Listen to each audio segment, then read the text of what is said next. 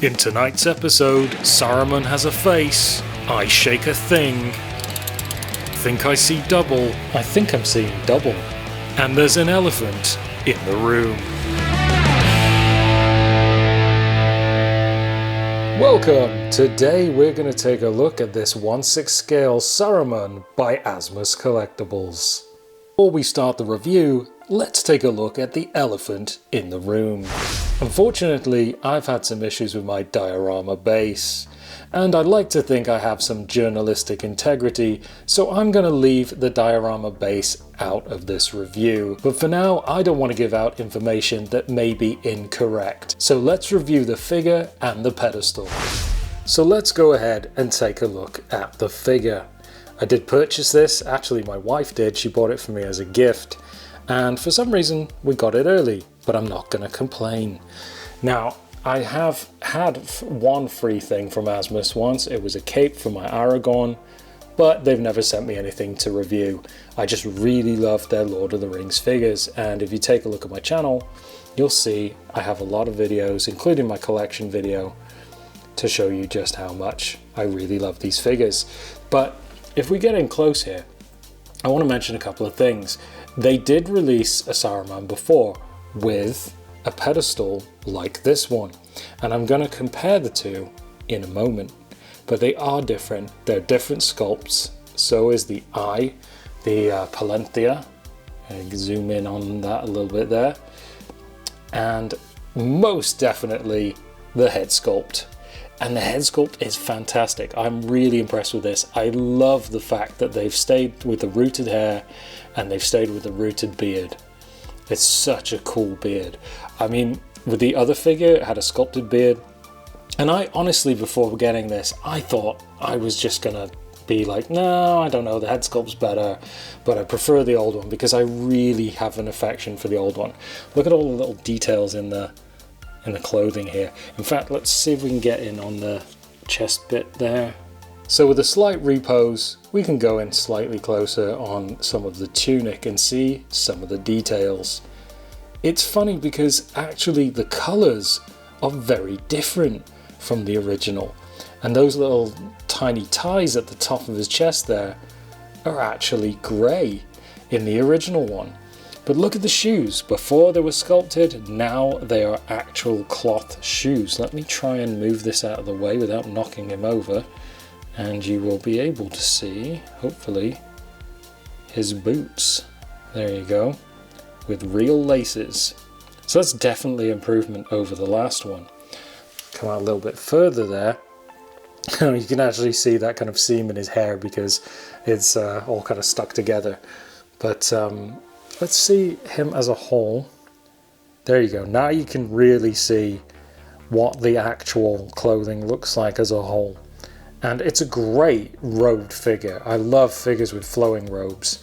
Let's take a look at the stand. You know, as I was moving the figure to take a look at the stand, I just thought, wow, how cool does that look with him stood like that? Now you can really see the robes, you can really see the beard, the hair, the details. Definitely shows off the figure a bit more. I wanted to show that to you guys so that you can see what you're really getting for your money. If I come in a little closer, you can see some of the facial details.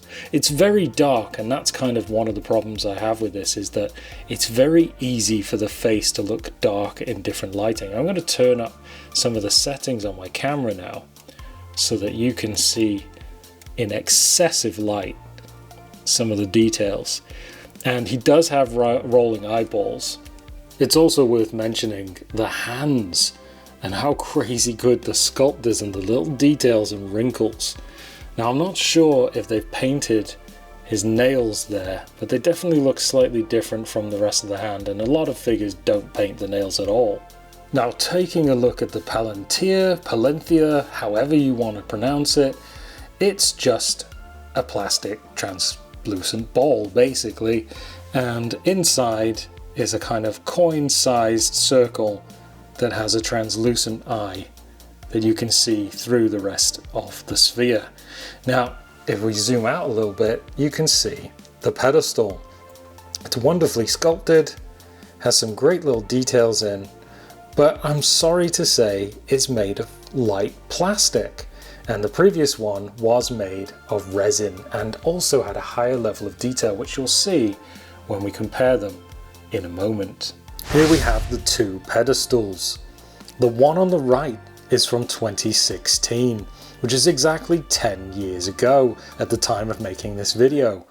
And that one is made of resin and has a lot more detail in the finer detailed areas compared to the plastic one of 2026. If we look carefully, you can see there's a different sheen to both of them. Which one you prefer depends on your preference. However, if you look at the sculpt, they are very different in proportion. I can tell straight away that the tops are very different. This is as close as I can get them side by side, and I guess it's a matter of opinion which one you prefer, but I personally like the resin one better. I think they did themselves a disservice by having a hollow light plastic pedestal for the new one, but at the same time it still looks really good and to my eye is more accurate to the movie. However, if you look at the original Palenthea, it's made from a clear plastic ball with some sort of paint on the inside to make it look like it has these kind of lines. Whereas you look at the new one, their development is much better. However, there is a problem. Now I cannot speak for other people, but my copy is a little bit rattly. And you can see the eye inside is loose. Now I have contacted Asmus about this, but I don't know if they'll do anything to rectify it or whether this represents all products or it's just a fault with mine. That being said, aesthetically, this one is inferior. You can see the old version has these lines painted on and a kind of area for the light to go through, but in a lot of ways, the new one looks a lot better despite mine being broken. Now there seems to be some confusion with this base. It does light up, however, the version I have has a battery box on the bottom and the instructions say it needs to be charged, but it doesn't come with any batteries and no charging port. This is another thing I'm waiting to hear back from Asmus about, because to me it makes no sense. So now the question remains, how does it stack up against its 2016 counterpart, the original Asmus Saruman? Well, I'm happy to say it stacks up really well. If you look at the original Asmus 1/6 scale Saruman from 2016, the details are far less movie accurate. And the head sculpt is definitely not as good. If we take a look at the new head sculpt and move over to the 2016 original, you can tell there's one hell of a difference, especially going from sculpted beard to rooted. The new sculpt looks way more like Christopher Lee and definitely a fantastic representation of Saruman. But when we look over at the old one, I used to think this actually looked a lot like Christopher Lee and loved it, but there's just no comparison. The hair rooted again, but not to the same level and detail as the new one. If we zoom out, you can see the clothing is actually quite different. The way it flows, the folds, the layers, and some of the details. Like I said on this original, the colors are different.